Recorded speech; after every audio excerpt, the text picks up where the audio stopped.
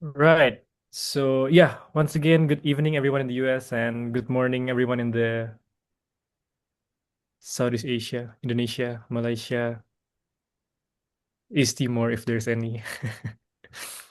um, yep, today we are going to talk about one of the most interesting adat philosophy in Indonesia, which when I read the book from Peggy Sunday, she mentioned that Minangkabau is the largest matrilineal society in the world. How many population is it, Shaniya? 7 million? No? In Minangkabau, Yeah.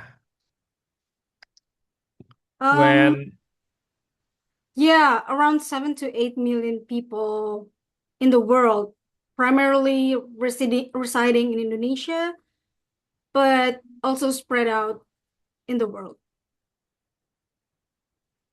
right, right. Yes, and that's why when I read the book, also Muhammad Nasrun wrote an extensive book about the philosophy of Minangkabau. It's really good. But unfortunately, it's in Indonesia, so if you cannot read in Bahasa Indonesia, it will be super hard. You can use Google Translate, but yeah, not that good. There's a historian, Taufik Abdullah from Cornell University, also wrote several papers about Minangkabau, and I think, if I'm not mistaken, his thesis and dissertation in Cornell is about Minangkabau as well. But we're gonna focus on two texts, Nasrun Sandai and Shaniya's experience as a Minang. Um, What they call Minangis, so right? in Yeah, Minang you can in introduce Adat, yourself too. okay. Hi everyone. My name is Shaniya. So my mom is from West Sumatra, which is the origin of Minangkabau people. And in Minang, we called the girls as Gadih Minang or Minangkabau girls. So yeah, I feel like this is really interesting. I asked Nathan if I can chip on some stories. And then at first, I just want to chip on some stories to add for his slides, but then Nathan asked me to also chip in the Zoom as well. So why not? Yes, because it will be super duper weird that like a Chinese Indonesian man talking about matrilinealism and Minangkabau. So, and luckily we have Shania here, and thanks Shania already read the slides and all of these things. So, uh, hopefully there's no mistake because I'm very like my presentation is based on the text that I read only. And Sania, what do you do here in the US? What do you tell? Um, I am a student. I'm a master's student. This is my last year. I'm writing my thesis now, not writing. I'm still doing my research. So hopefully will be presented by the end of March so I can graduate in May this year. Nice. Okay. Yeah, I think 30 people, almost 30 people are here, so we can just start probably. Um, okay, let me share my screen. Okay, I hope you can see it. So, yeah, again, welcome everyone. And today we're going to discuss about the matrilinealism and philosophy of Minangkabau. So this is based on like two books, which is Adat Philosophy of Minangkabau, or Dasar Falsafah Adat Minangkabau from M. Nasrin. Oh, it's hard to make it. Thanks to Columbia University already preserved this book.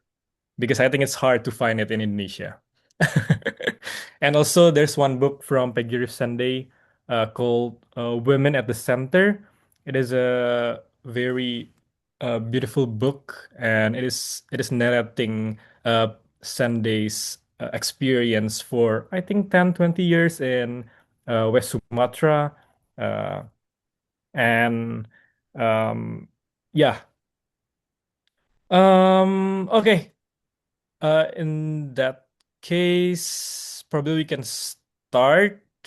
And it's what makes Adat Minang interesting for me. It can helps us to rethink a lot of things that we take for granted. And I'm quoting Taufik Abdullah in one of his paper, The Genius of Minangkabau, Synthesizing Contradictions Harmoniously. This is a bit different with how Nasrun described Adat philosophy, but we will look into it later. So these slides will be in several chapters, in 7 chapters. So probably after each chapter, we can pause a bit and ask if any of you want to share. You are thinking about something similar, or anything that you want to reflect, probably. Okay, so yeah, let's start with the synthesis. Oops. So the Minangkabau are maintaining the matrilineal society, social structures within an Islamic framework. And this is interesting because this synthesis challenge the Western assumption about gender, about power, about social organizations, and it makes us are the categories we use to understand social systems actually universal, or are they culturally specific? And when I read this books, I'm also thinking about the when I want to compare it with how the Western societies works, because I just read another book from Sylvia Federici called Caliban and the Witch, and it discuss a lot about how like the indigenous women in Europe are getting massacred, or because of the indigenous knowledge, quote unquote, how they use the herbal medicine, etc., etc. And uh, yeah, it will be food for thought when we are exploring Minangkabau philosophy and seeing it from other views too. But probably we need to think about what does it mean, the matrilineal system or the matriarchat that Nasrun always said. Is it patriarchy flip around, or and women on top instead of men? And these are the assumptions that I want us to question today. And we can walk through several key points that show why the Minangkabau social organization is not patriarchy in reverse. So first, it is not domination. Minangkabau social organization is not about one gender dominating another. It has like a distinct paradigm where maternal symbols anchor a social identity. It is different from reversing who holds the power. The second one is economic control. Women control economic resources through communal land tenure in Minangkabau. And this makes sure that there's an intergenerational security and stability in a way that's quite different from individual property ownership. And we can see the example later from Sunday's book, too. And the third one is the conjugative power. This is also a term from Sunday, an anthropologist who worked in Blue Village. She found that the power exercised in Minangkabau society is not the power to subjugate, but to conjugate, to knit together and regenerate social ties. I can read the fuller quote here. This is the quote. Seen in these terms, female power cannot be defined in terms of female dominance and male subordination. Rather, one finds interdependence and autonomy in both male and female domains. And maternal nurture constitutes the wellspring of social power. So we are not talking about domination here. We're talking about the completely different conception of what power means and how it operates in society. Oh, sorry. I think the slide just changed. Yeah. Yeah, this is the one that I mentioned before.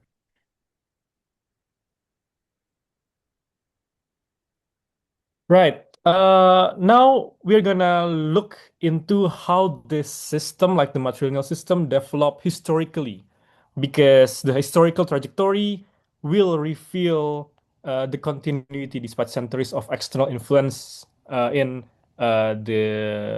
in the field in Minangkabau in West Sumatra too. So we can start from the pre-5th century. So based on Muhammad Nasrun, the core matrilineal structures developed before the 5th to 6th centuries CE. That means the system predates Hindu-Buddhist influences, which left minimal now in Minangkabau social organizations.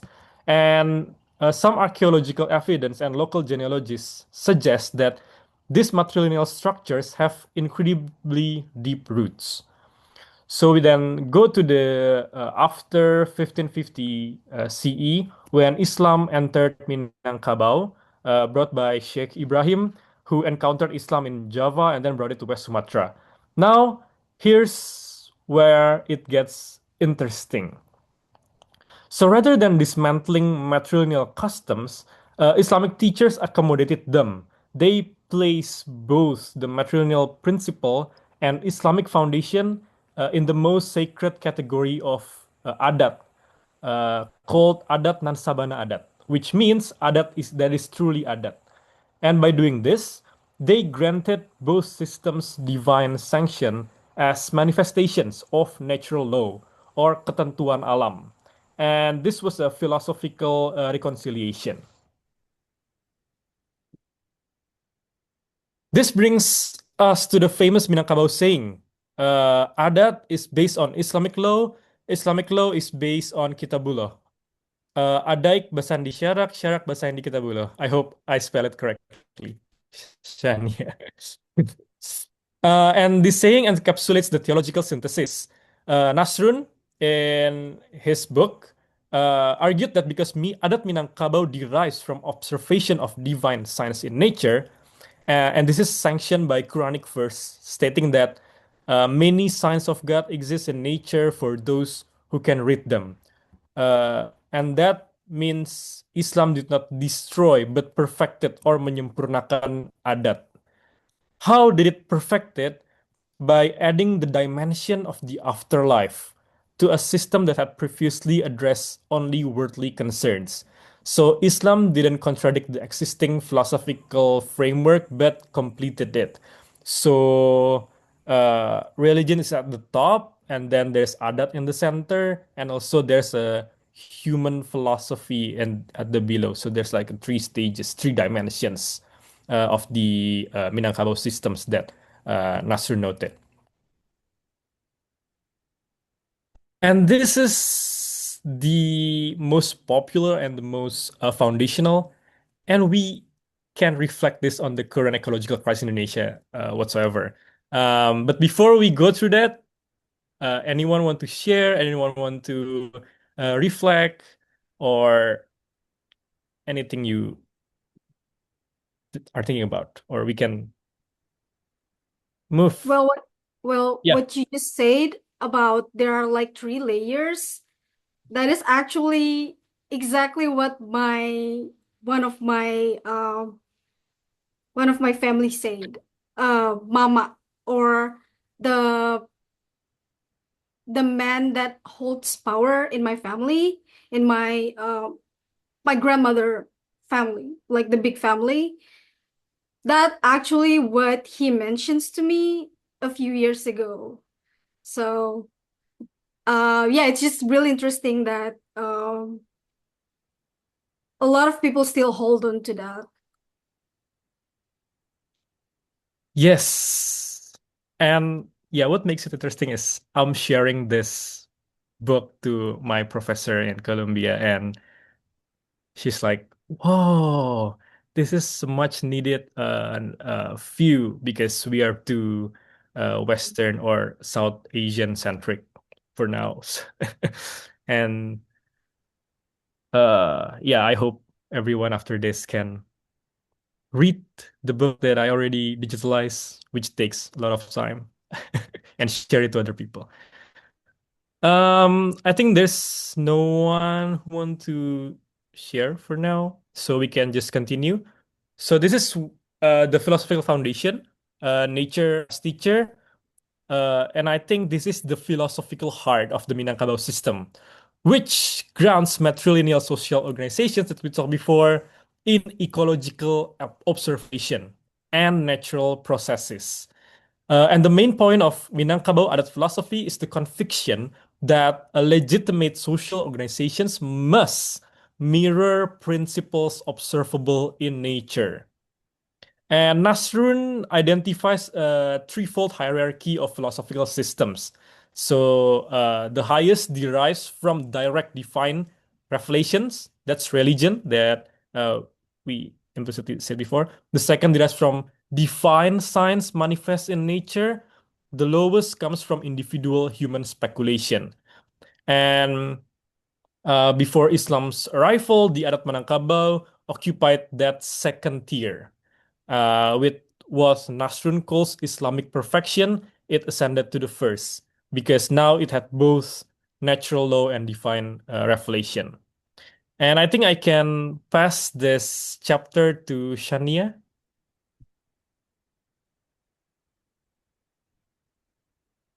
Um, so before I start, I wanted to tell everyone that this is my favorite proverb in the whole world.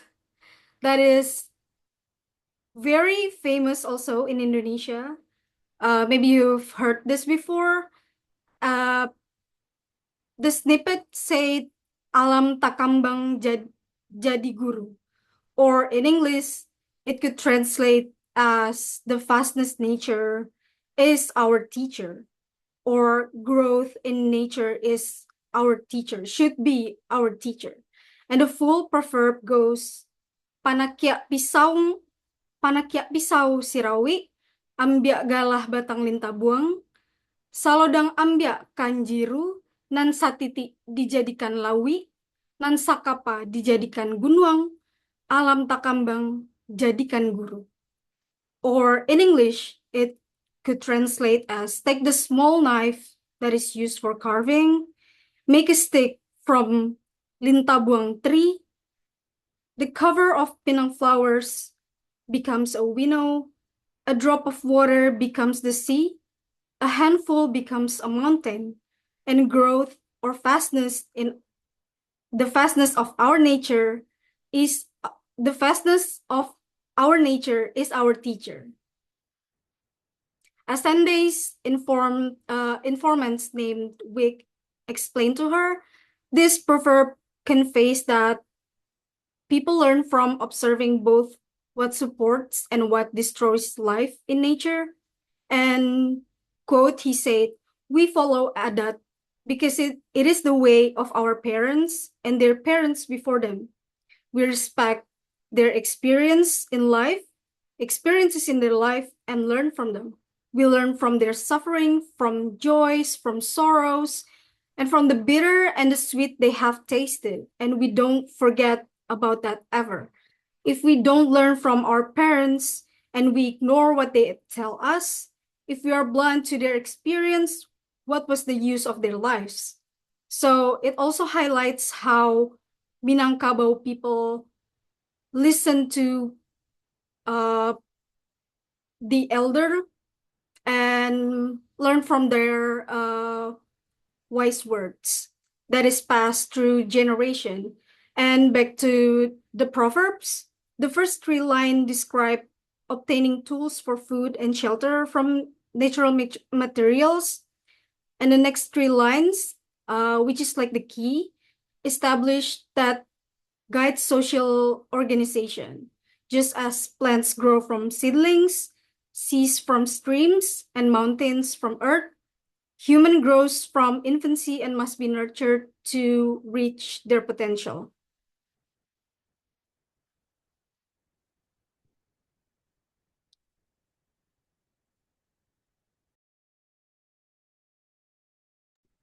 Oh, this is my turn. So yeah, the proverb itself also leads us to another core principle in the Adat philosophy of Minangkabau. It's called budi or nurture. That constitutes the fundamental natural law that humans should apply in social organizations. Why? Because nature exemplified budi. Nature gives without expectation of return. Um, yeah, the sun shines not for itself, but to give light and warmth to all living things without expectation of return. Trees bear fruit to be eaten by others, demonstrating nature's fundamental principle of giving. Day exists for people to work, night for rest. Nature constantly provides what humans need. Um, and Nasun say that this observation that nature constantly gives established memory or giving or nurturing as the model for human social relations.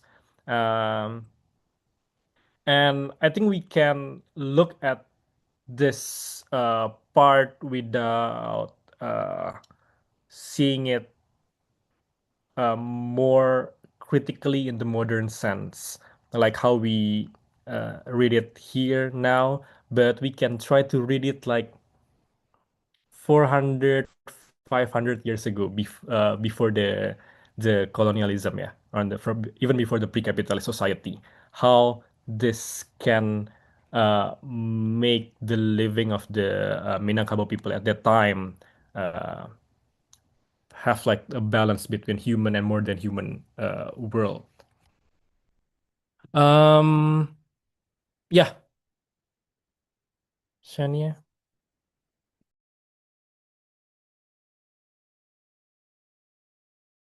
Sorry, I forgot to unmute.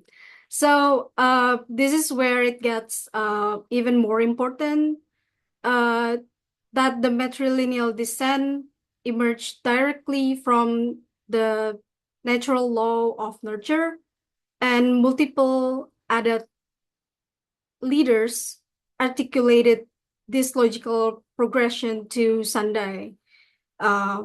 One that put it this way: matrilineal Adat is in accordance with the flora and fauna of nature, in which it can be seen that is the mother who bears the next generation, and it is the mother who suckles the young and raises the child.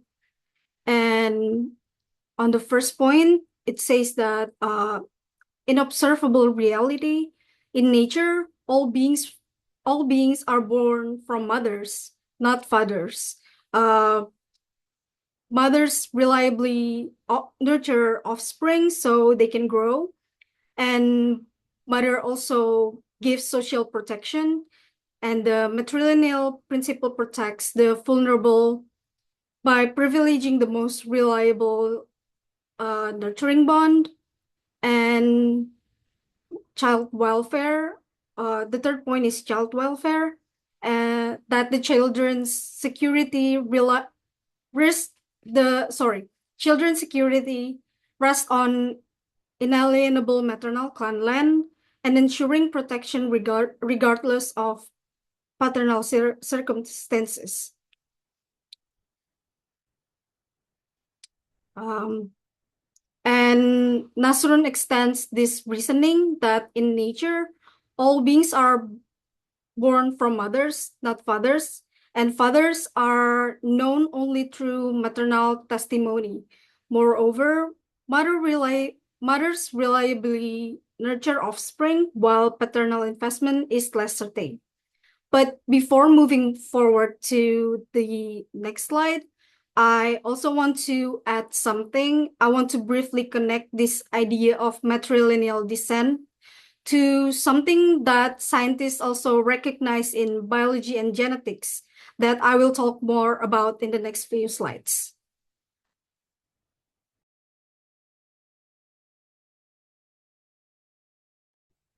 Yeah, before Shaniya jump in on the biology and genetics part, there's another quote that we can read together from Nago Besar. He says that if a child is born without a father, or we don't know who the father is, where where can the child find pusaka land, titles, ancestral house, and food? Like growth in nature, we always know from whom the child descends, the mother.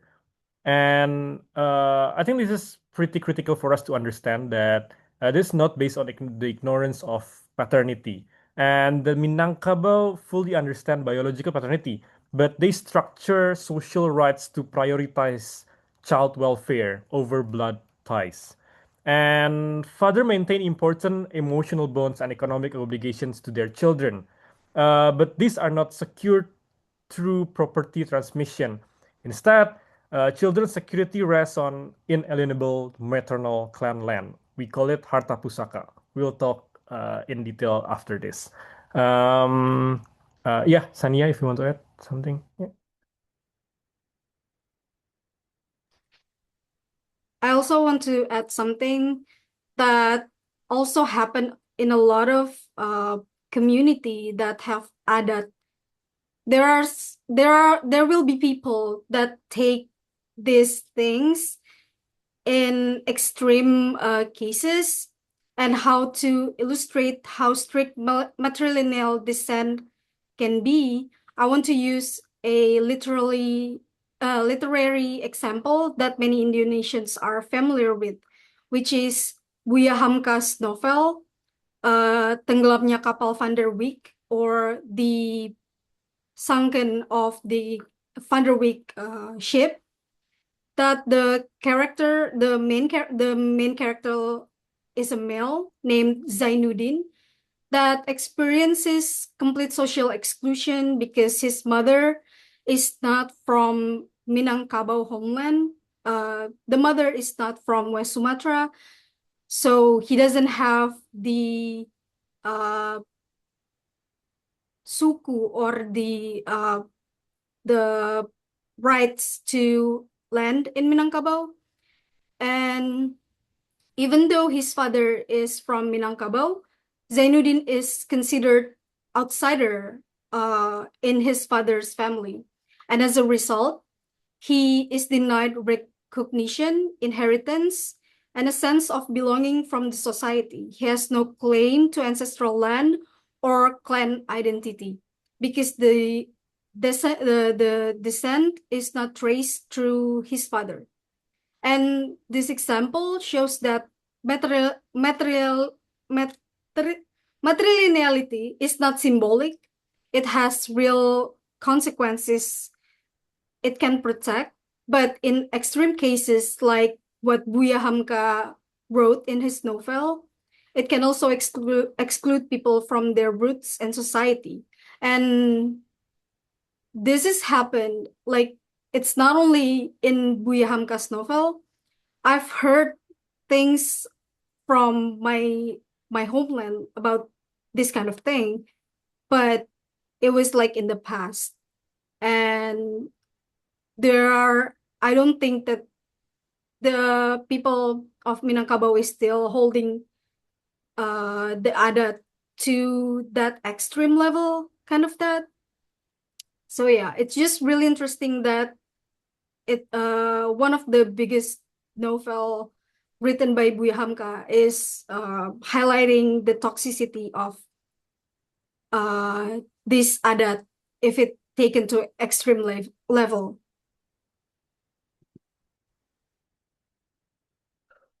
Right, thank you, Shania. So we already talked a lot on the high level stuff of the Adat philosophy of Minangkabau and the social organizations, and I think we can now dig deeper on the social structure of the Minangkabau society. But I want you to visualize this as a nested system, not as something separated or purely hierarchical or something around that area. And in the social structure, at the top we have the Nagari. So this is the village republics united through clan structure and oriented toward sacred centers. In the middle, we have the suku or clans. There are four major clans that aggregate Parwik groups and determining the marriage eligibility. And at the foundation, we have the Parwik, or the literal translation is womb. Womb. It is the fundamental unit, which is the matrilineal extended family descended from a common ancestress. So let's start from the foundation, and we will then work our way up in the next couple of slides.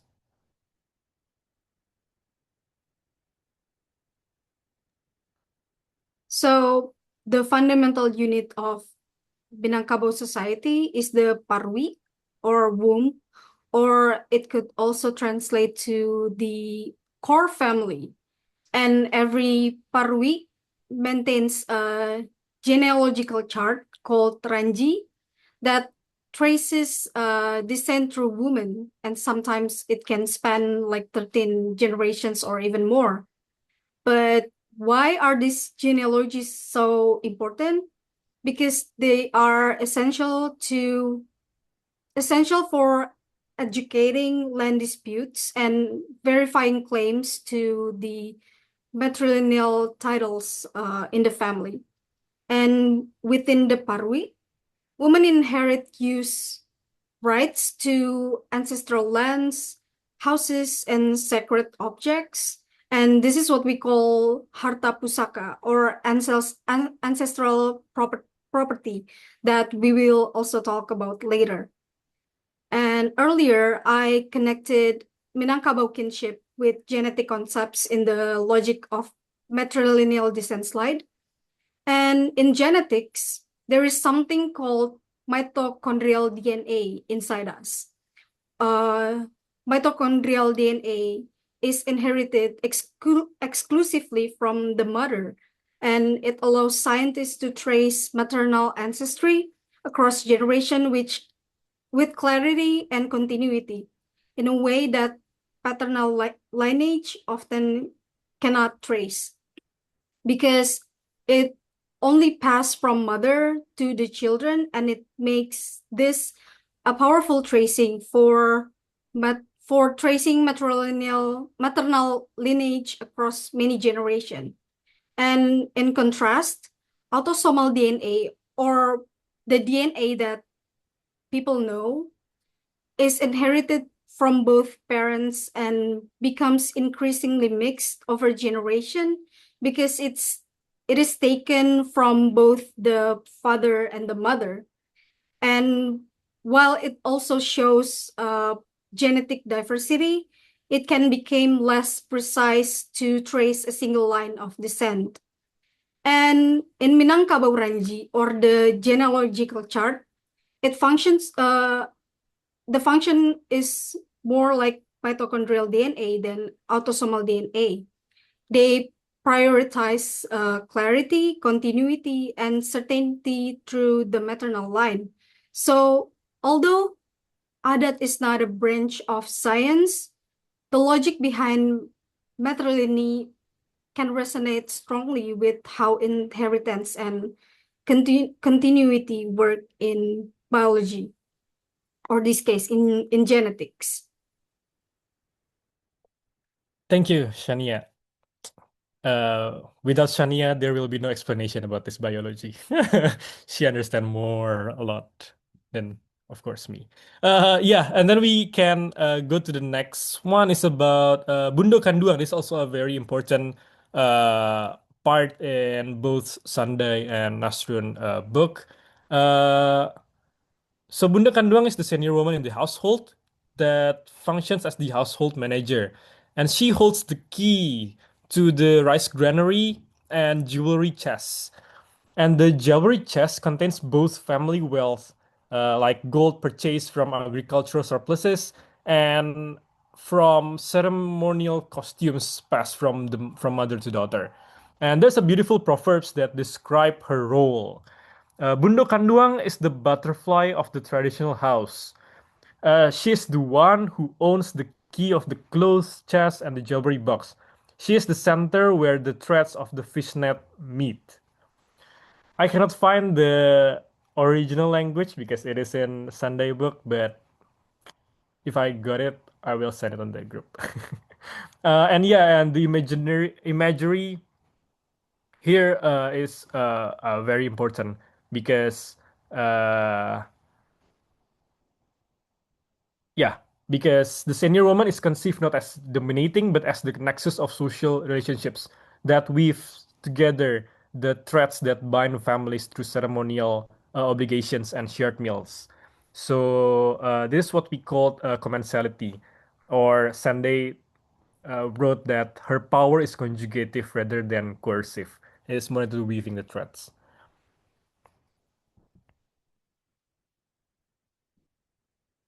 Yep, the next is the role of Mamak. Sania will explain this one.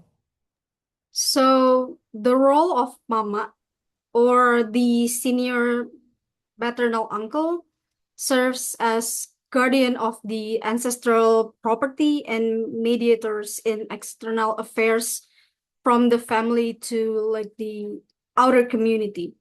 And mama theoretically managed communal holdings with his sisters. And in practice, especially when he lives away from the village through Marantau, which is circular migration, his control is often ceremonial, while woman is the one who exercise practical economic authority in the household or in the big family. And the primary responsibility of mama are protecting the parwi or the core family's interest in disputes, guiding nephews and his family in adat matters, and maintaining the sacred keris or dagger that symbolize his title and the ancestral authority. Uh, and in my own family, the mama is my grandmother's first son or my uncle. He's seen as the person who gives advice when we have disputes in the family, we have uncertainty about something. Um, that so he gives advice, he mediates conflicts and offer guidance to his family, especially to younger family members. And also in the past, again, in more extreme cases, approval for marriage did not come from the father, but from mama. He had the authority to agree or to refuse a proposal from someone to marry a family member. But today, many families have moved away from this practice. And in my family, the role of mama is more symbolic. Like in marriage, before I got married, I introduced my partner, my boyfriend at the time, my husband now, to him and asked for a blessing before our marriage. And then he gives advice about marriage, about responsibility. He talks to me in person, and then he talks to my husband in person about family life, less as a ruler and more as a moral compass. And this is not something that only I and my partner go through, but all my brothers, all my cousins go through the same process before we get married. So we came to our mama house and asked for advice and blessings before we get married.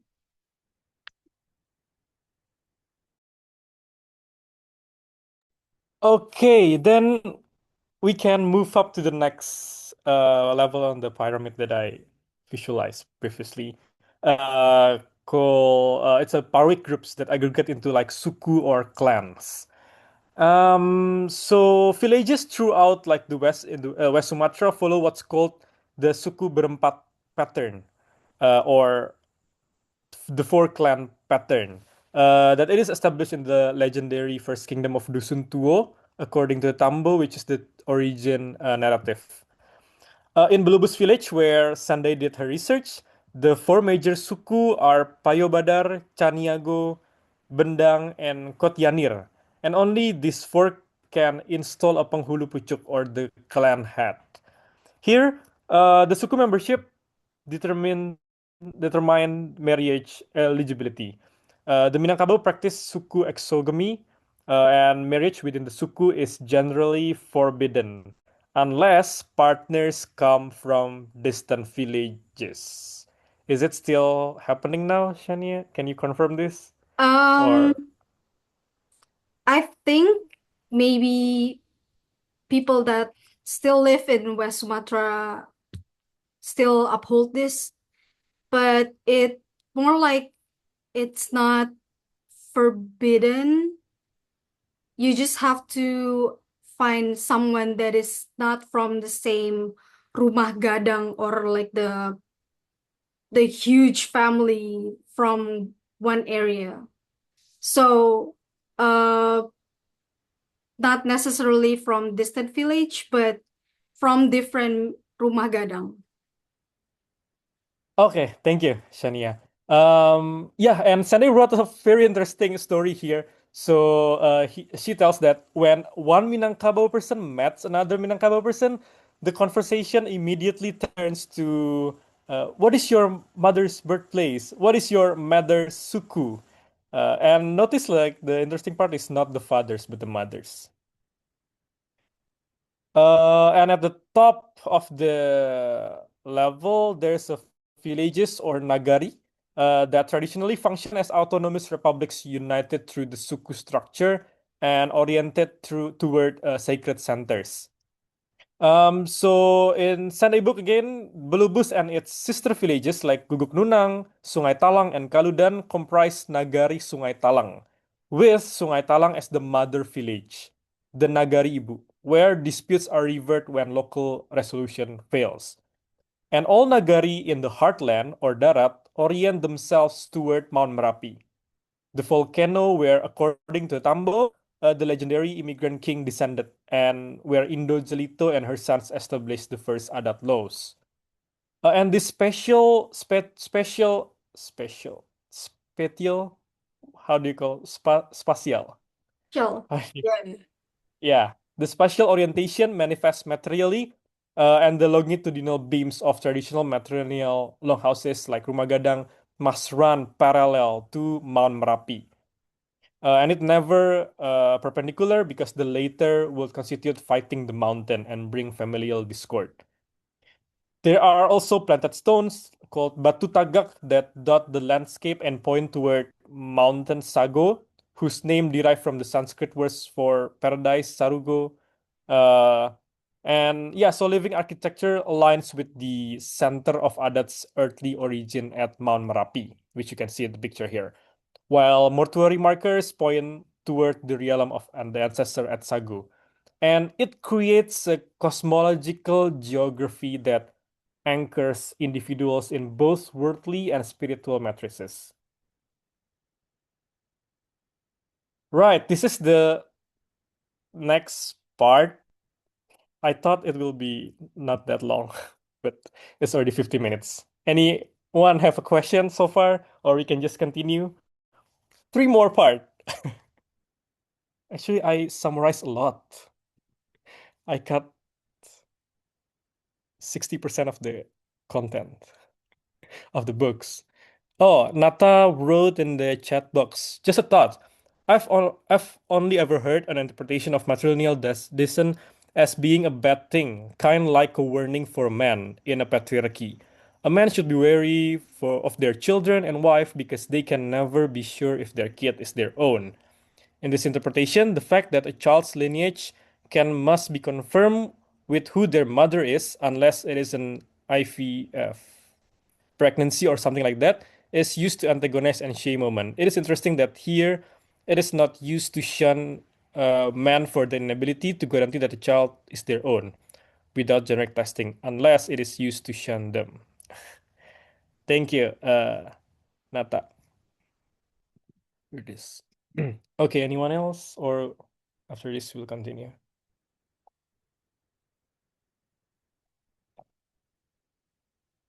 Okay, we'll continue. So we go to the philosophy, a bit of philosophy from Nasrun.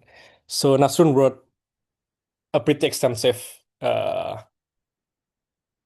part of of philosophy, but I think the most interesting part is the pertimbangan pertentangan. Okay, so this is I think the one of the significant theoretical contributions from Nasrun on his book. This is the pertimbangan pertentangan. It is an equilibrium achieved through balancing oppositions rather than synthesizing or eliminating them. So, if you heard the term of syncretize, or synthesize, so it's not the case for Nasrun when he tries to theorize the Adat philosophy. He said it is in opposition, but they should balance to reach an equilibrium. So, this is what he called by perimbangan pertentangan. And these principles structures gender relations, economic arrangements, and political processes throughout Minangkabau society. Distinct but interdependent. So in gender terms, the perimbangan pertentangan means that women and men occupy distinct but interdependent domains. So here, women control harta pusaka or the communal ancestral property. They manage household economies and orchestrate life cycle ceremonies known as adat ibu, while men protect harta pusaka through dispute resolution. They administer customary law and represent the parui in external negotiations. And neither domain is subordinate or whatsoever, and both are essential here. There's a proverb that expresses this: the nephew has the sharp knife, the uncle has the thick meat. Then we have the dual household authority. A man thus has obligations to two households, his wives and his sisters. And this creates a system where men feel proud because they don't take anything from their mother's house. This is a quote from Sunday. Think about how different this is from patrilineal system, where men extract resources from natal families to establish conjugal households. So, in his wife's house, a good husband who provides economically is treated like a king. In his sister's house, he exercises authority as mamak, overseeing ancestral land and disciplining nephews. This structural position, torn between loyalties to mothers and sisters versus wives and children, creates what Nasrun identifies as productive tension that prevents concentration of power in either individual men or individual conjugal units. So his marginality in one domain is balanced by authority in another. And another important thing is that at marriage, the bride's family collects or menjemput the groom from his mother's house and bring him to the bride's household, where the couple resides on the wife's clan land. I think this is different from many other culture. I think Chinese Indonesian, that's different thing. Like Can vice I chip versa. in? Yeah, yeah, I sure. forgot to make a note on the note that we share, but this is actually more like symbolic, not really like the people know that the bride is the one who gives money and gives like gifts or presents to the groom's family. It's more like they welcome the groom's family into their house. So the menjapui or menjemput or collecting the groom from their house is a term that actually kind of like good. because of the again the label from the society that, oh, this is different, and maybe they did this and this and this, but it is actually not true that uh the bride should be the one who gives money to the groom's side of the family. Sure, there is some suku or clan that did this, but it's only like a small percentage. Like from people that are from Pariaman area, they do this, but I think the rest of it actually not. It just like they welcome the groom's family into the house of the brides. Thank you, Shaniya. I think I want to read Alshia's comment here a bit. Also interesting to think how Islam plays into this, especially thinking of how Habib's or Prophet Muhammad descendants all came from Fatima, his youngest daughter. He also only has daughters. But then the lineage wait, but then the lineage were then traced through her sons. She didn't have any daughters, to be fair, but just an interesting thought. Thank you, Alshia. Additional context. Claims of the prophet lineage has been used throughout regions and ages to justify power and credibility. For example, in Indonesia, Habibs occupy a special place in its society, while in Jordan, Iraq, Syria, and it's gone. Wait. Habibs occupy a special place in its society, while in Jordan, Iraq, Syria, and Hejaz, royal families are part of the Hashemite, Hashemite, Hashemite dynasty that also claim his lineage. Oh, there's another conversation from Nata, but I think we can continue until the conversation ends here. Yeah. Next, I think I'll give it to Shania.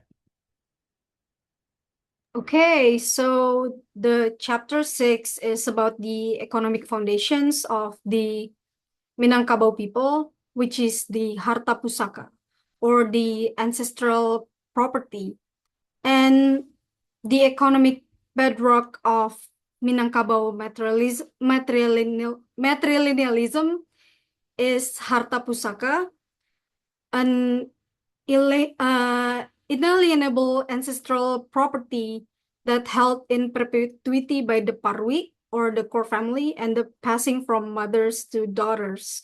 And this category includes rice land or sawah, house or houses if they have some, and the traditional long houses or the rumah gadang, and sacred objects such as the keris and or dagger, and ancestral brass trays. So uh, Minangkabau people truly respect their people that came to their house as like a friend or maybe someone from far away that uh a passerby that needs something, that needs a drink or need uh food. So the brass trays that we have in the household holds a very high symbolic meaning. And Nasrun emphasized that harta pusaka functions as a communal security capital. It enables extended family to weather economic shock, educate children, stage ceremonies, and undertake collective investments such as mosque construction. And here's what makes it different, because property, the harta adat or the ancestral property is cannot be sold. The only use rights can be temporarily and pass through generations or families, and temporarily transferred through pawning, which requires unanimous unanimous clan consent. In Minangkabau society, we avoid the extreme wealth stratification that are found in system of individual land ownership. And there's a famous Adat maxim that captures this. I'll read the Minangkabau phrases first. Kok tanah nan sabingkah alay bapunyo, kok rumpui nan salay alah bapunyo, malu nan alun babagi. Even if a sliver of land is already owned, even if a blade of grass has a master, and shame has not yet been distributed. And the shame here means it signifies collective responsibility. If all lands has individual owners, shame remains undivided, and it became collective shame, not individual shame. And this reflects the principle that property belongs not to individuals, but to the extended kin group spanning past, present, and future generation. And now I also want to share how the ancestral property is managed in my own family.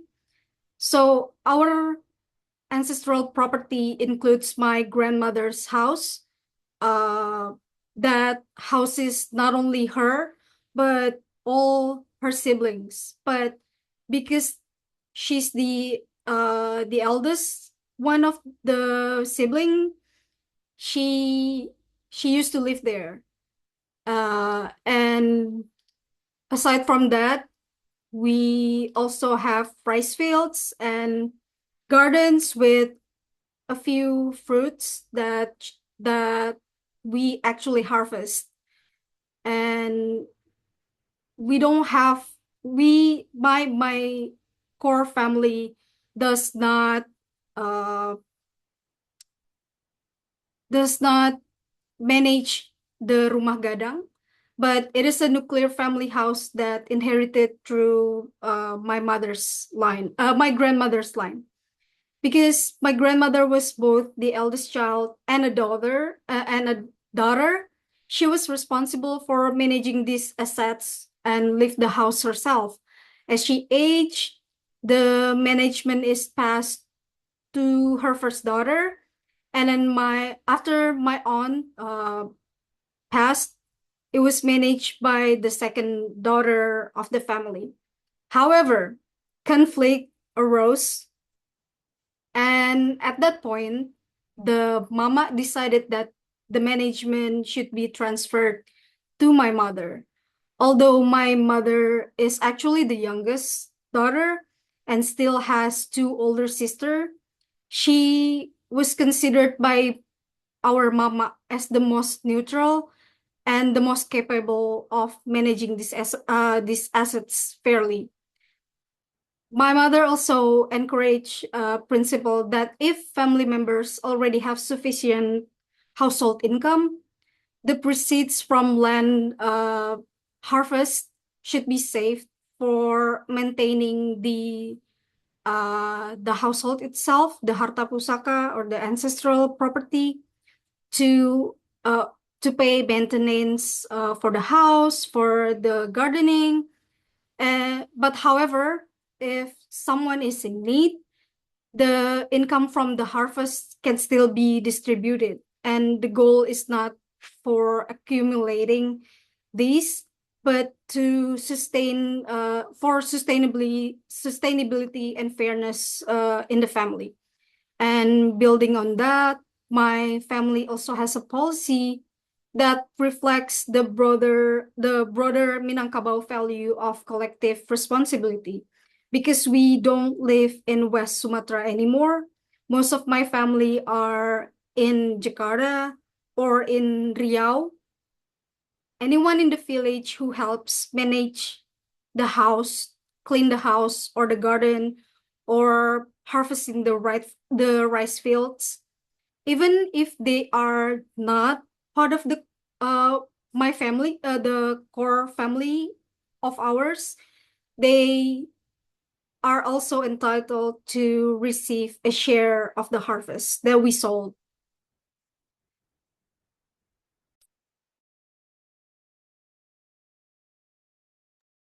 Thank you again, Shaniya. The third resources and the most important one here. Yeah, now you might be thinking, okay, but what about the individual achievements? What about people who work hard and want to accumulate wealth? This is where harta pencaharian comes in.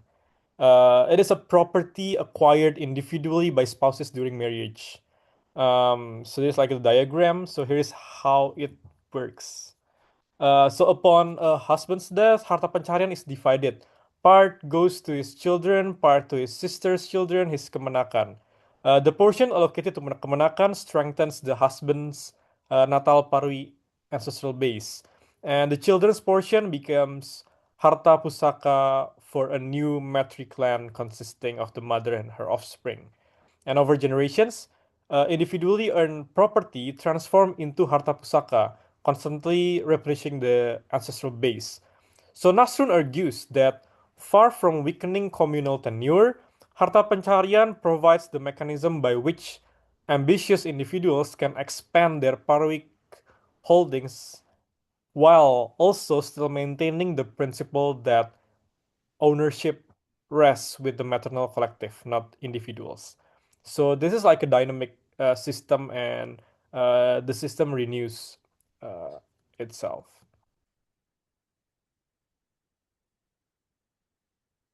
As the perantau, Shania. So again, Minangkabau people loves proverbs. There are a lot of proverbs in our community. And this one that Indonesian people might know, we have the adat for merantau or migrating to outside the West Sumatran province. The proverb say that merantau dagang dahulu di kampung Paguno Balun, or can be translated as you have to go to trade first if you are or I am not yet useful in the village. The Minangkabau people are famous for merantau, the circular migration where primarily men leave the village to pursue education, trade, or employment while maintaining ties to natal communities. And rather than representing flight from village life, merantau is ideologically framed as a service to the parwi or to the core family.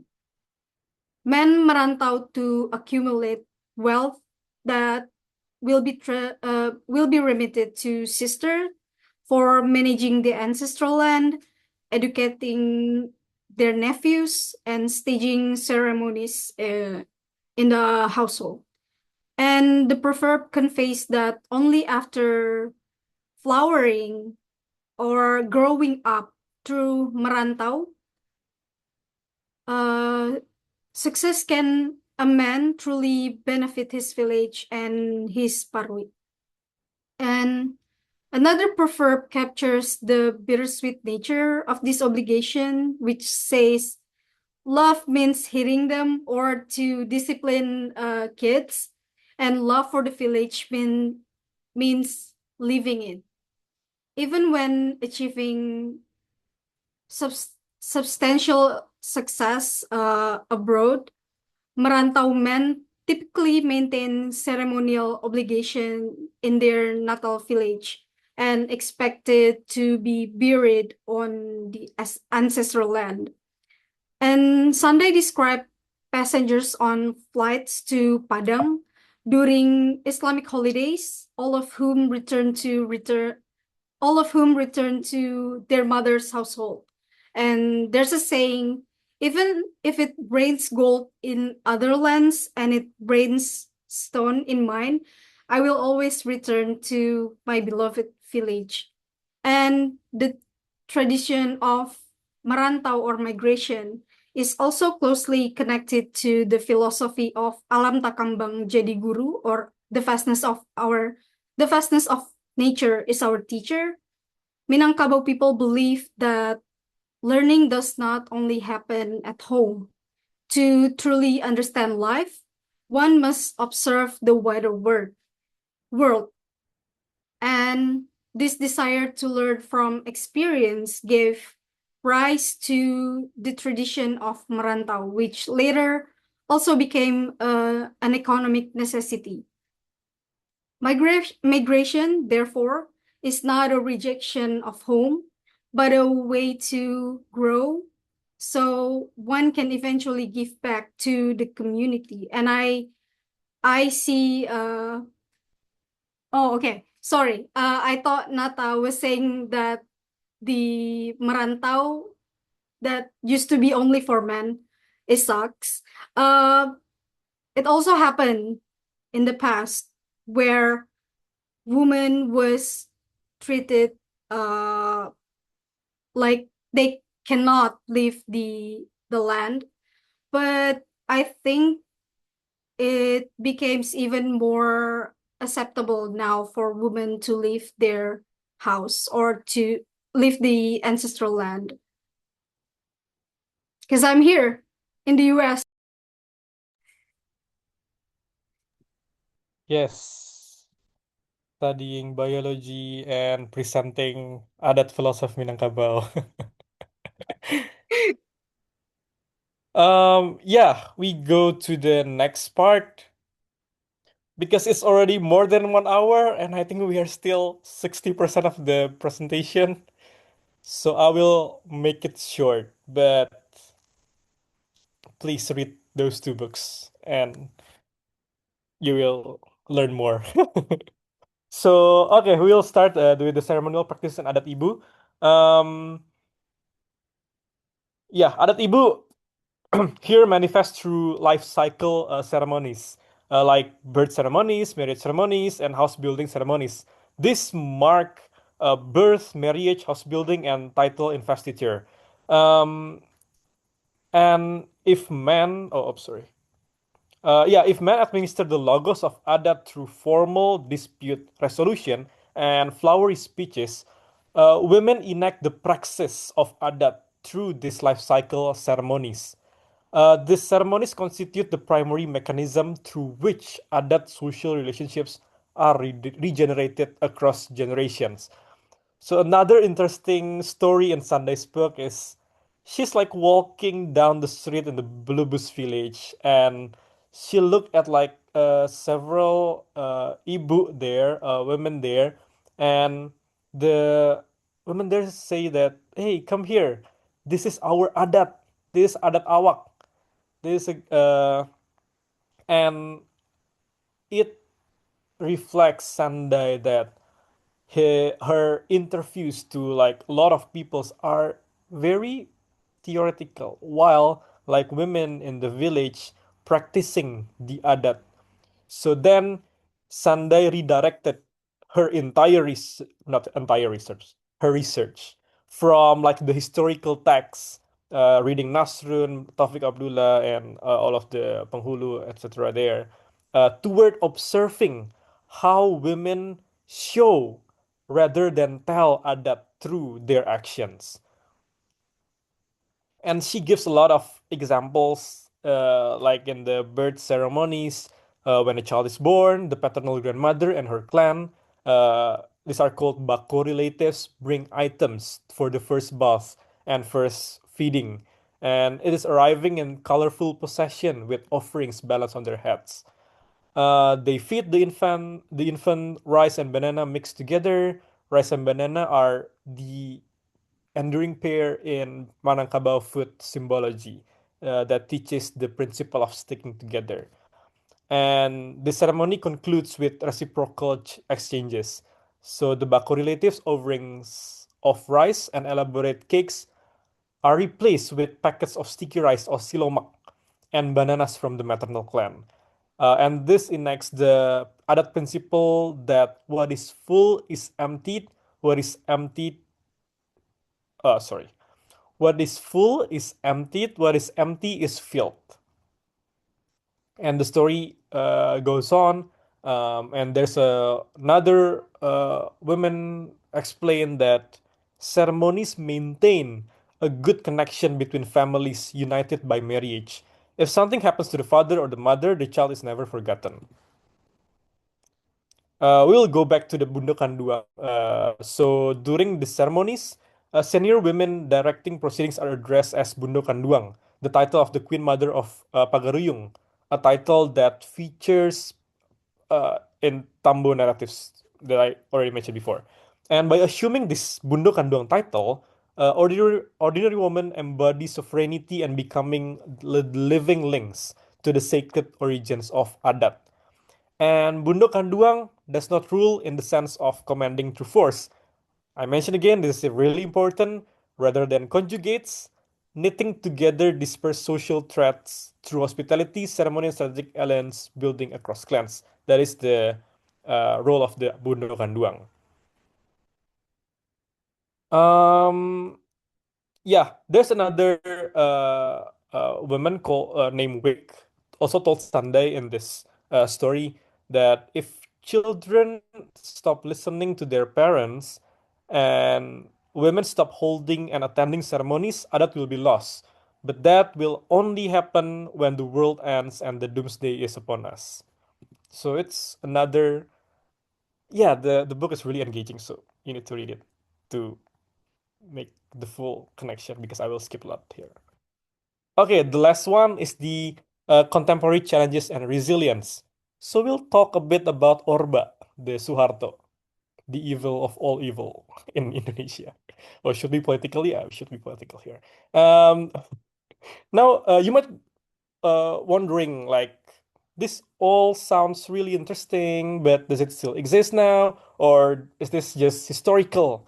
Uh, So let me talk about the contemporary situation. So despite the ideological continuity, Minangkabau Adat faces a lot of contemporary pressures. The most threatening one is the Indonesian state's imposition of the desa system of regional governance that replaced the traditional nagari structure. This is from the village law by Suharto's New Order government in 1979. This the administrative boundary split Nagari into separate desa units.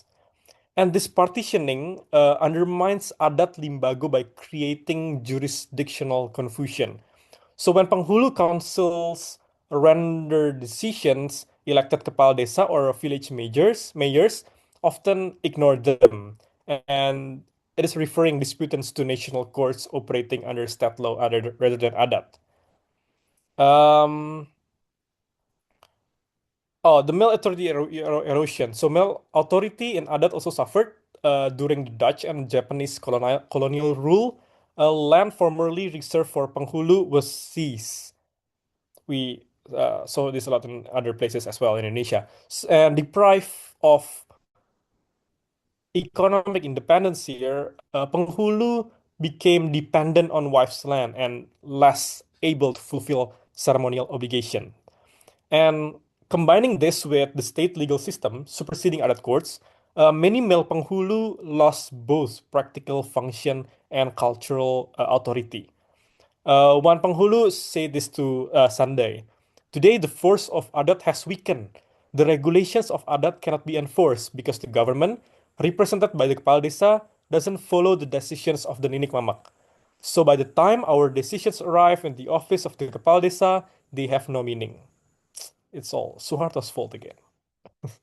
And there's woman's resilience. Paradoxically, while male Adat domains eroded, women's Adat remain vibrant in Minangkabau society. The life cycle ceremonies continue to structure village social life. It's still transmitting Adat values intergenerationally and regenerating cross-clan alliances.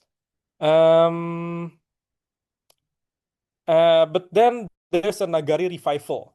So after Suharto's fall in 1998, there's a Reformasi era. Do we still call it Reformasi? I think we still call it Reformasi era. So West Sumatran Adat leaders lobbied for reinstating the Nagari system. And in 2000, the provincial governor announced that Nagari governance will be restored beginning in 2001. This is a major victory for Adat advocates who had spent 2 decades from 79 to 2000. Yeah, because for them, desa systems destroys local unity and causes much of Adat Minangkabau to be forgotten. If we are still under Suharto era, probably this class will not be here. um, yep, last 2 slides. But there are several people in the chat box. Let me check first.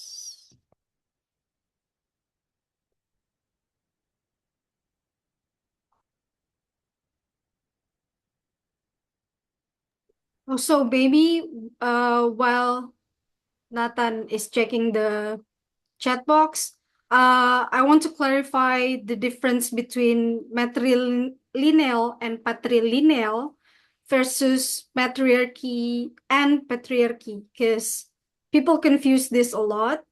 So if it ends with lineal, it only means that it how people trace the lineage back through the mother side or through the father side. Like Minangkabau people doing the matrilineal side and seeing the mothers, tracing the lineage from the mothers versus the people from Batak that is patrilineal, which is tracing the descendancy from the father side, and matriarchy versus patriarchy, which is how people like rule in the community or in the family. So Minangkabau people is not matriarch because we still listens to the words of the mama, which is like the man of the household. So it is not fully matriarchal, but it kind of like a mix of both. So not fully matriarchy and not patriarchy.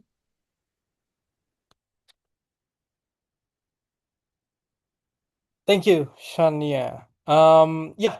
So this is the at the end of the Sunday's book about her conceptual implications. So there's a lot of good points that she mentioned here. Uh, the one that I like the most is the nature as culture. So the Minangkabau case inverts conventional associations between gender and the nature culture divide. So in the Enlightenment thought, women are often associated with the chaotic cult nature, while men impose cultural order. I mentioned before, there's a really good book about this era from Sylvia Federici called Caliban and the Witch, and somehow it resonates a lot with Minangkabau, while it takes how many miles? 8,000 miles probably apart. And yeah, then Minangkabau refers this. Women symbolize adat and a cultural order, while young men represent uh, raw potential chaotic natural energy that must be civilized. There's also collective primacy. This is from Nasrun. So this concept from Nasrun articulates as dari, oleh, dan untuk bersama, from, by, and for the collective.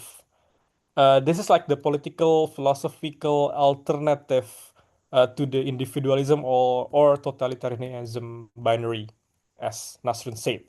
So what does it mean? So from the collective or dari, the one is to say dari.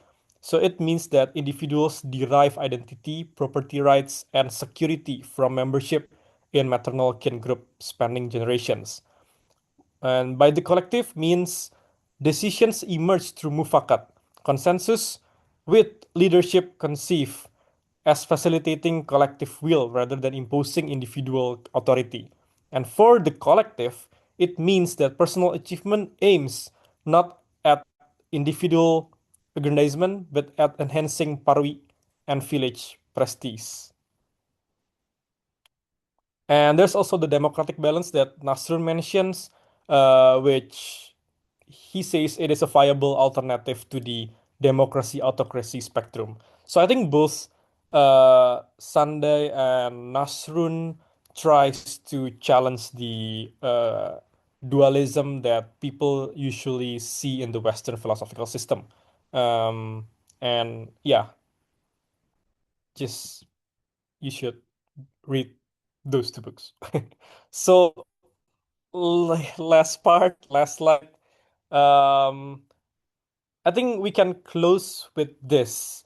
So the Minangkabau case stands as proof that human societies can organize around nurture rather than dominance, and maternal symbols rather than paternal authority, and collective well-being rather than individual competition.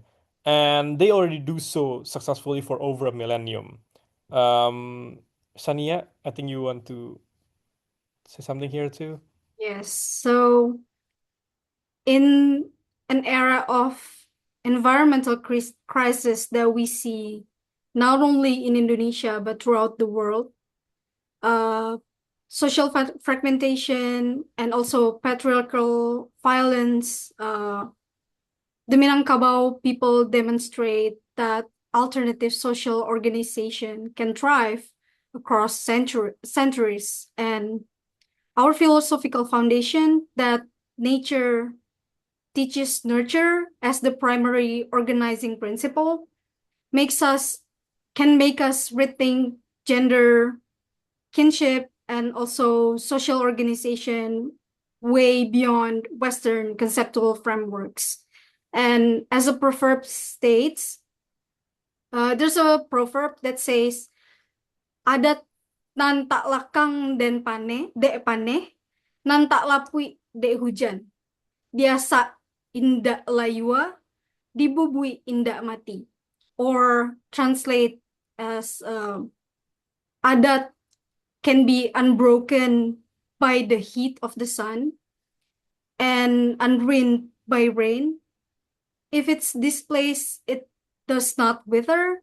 And if it's uprooted, it does not perish. And this proverb reminds us that Adat will survive, not by remaining rigid, but by adapting without losing its core, and that Adat will exist as long as the people stand under the sky with their feet planted on the earth. Yes, and the Minangkabau also already learned from nature, and perhaps we have much more to learn from them. Um, with the rising of new materialism in the philosophical discussion in the world, they conclude and they are trying to deconstruct a lot about the Western binary system, and I think as Indonesian we can try to look at the Adat philosophy, which most of them are already deconstructing the colonial agenda of imposing the Western philosophical thoughts in in our country and culture. So I think that's from us. Thank you so much for tuning in for the half for 1.5 hours. Probably we can see the chat if there's any comments, thoughts, questions. There's one from Alshia. I think Shania can answer this. Okay. So Alsha asked, because we're talking about lineage and usually comes with inheritance. Can you give examples of when inheritance doesn't care what gender the child is, but just the order of the firstborn born in masyarakat adat, like primogeniture in royal families, for example? Okay, so as far as I know, the inheritance in my family is not is not seen as like a traditional adat kind. We actually adapt to the Islamic inheritance way of uh, dividing inheritance. So I don't really know what is the primogenitor in royal families, for example. Can someone explain to me what is that? When inheritance doesn't care what gender the child is, but just the order of the firstborn. Hmm. As far as I I'm know, asking also. Yeah. okay. Okay. Hi, Okay. everyone. I like to give confirm additional information. So primogeniture is, for example, when the throne of a country of a royal family is based on the order of the firstborn instead of the gender. Like for example, the British throne, usually it prefers their males, but I think they change it up. So I know that Queen Victoria and Queen Elizabeth only got the throne because there's no other sons on the line. So there's no other sons eligible for the throne. So that's why it goes to the daughters. But then I think they overturned that law in like 2000 something. So now it's based on whoever the firstborn is, male or female, they get the throne, which is the inheritance in this question. Okay, maybe I can answer in how we uh choose the mama, which is kind of like also like the highest position in the family. So if my mama or the first son of my grandmother died, it will goes to the other male of the family that is comes in first.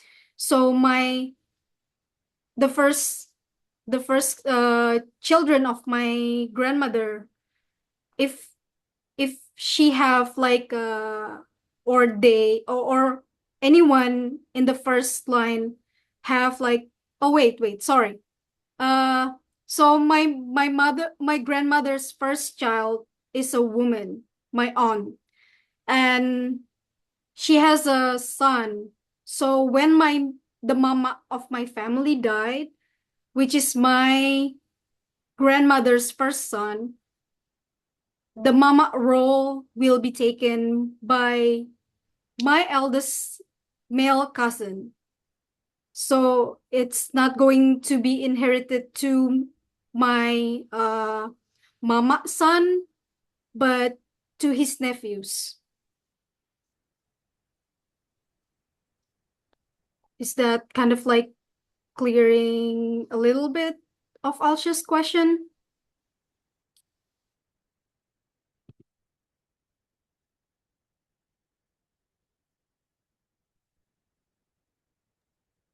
Should be yes.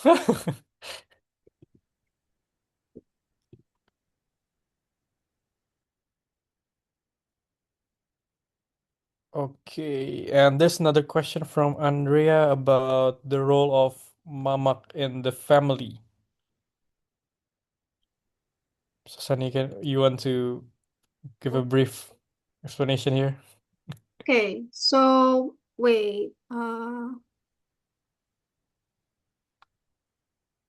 So mama is the senior maternal uncle, or that serves as guardian or ancestral property and mediator.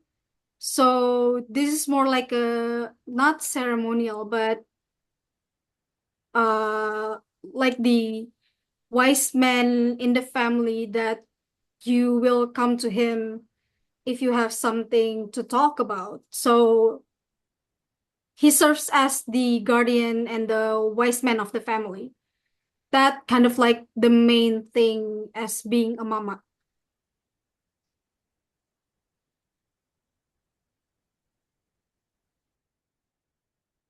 Thank you, Shaniya.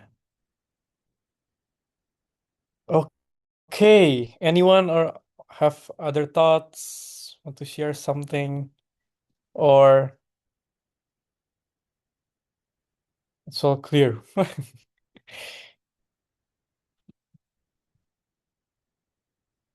Yeah, while we are waiting, I think in the second module of Deconstructing Indonesia, we still have two or three more, I think two more sessions on the indigenous before we go to the third module. So stay tuned. Etienne will share about Jawa, and probably our friend will talk about Bugis or gender in indigenous society, especially in Bugis. Andrea says, we in Batak self also have mamak, but it refers to the person who impregnated us. There's a language difference. Thank you for sharing.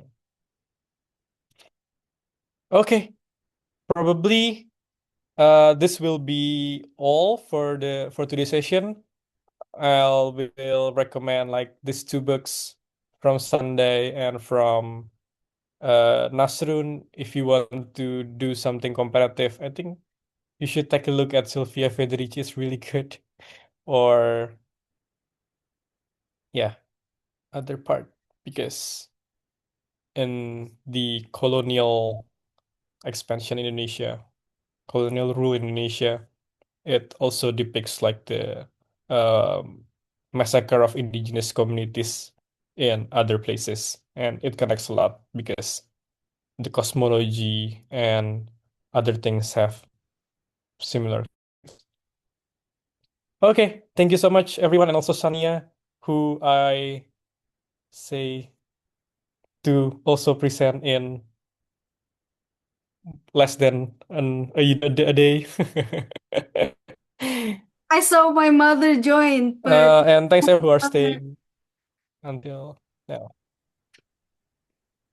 sorry. I just saw that my Halo mother just Tante. joined. We almost finished, Mom. This is, this Okay, is recorded, then right?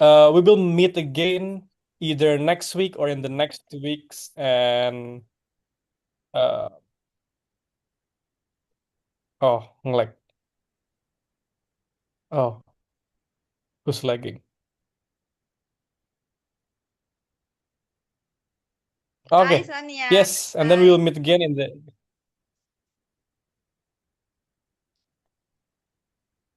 Halo, Hello. Tante.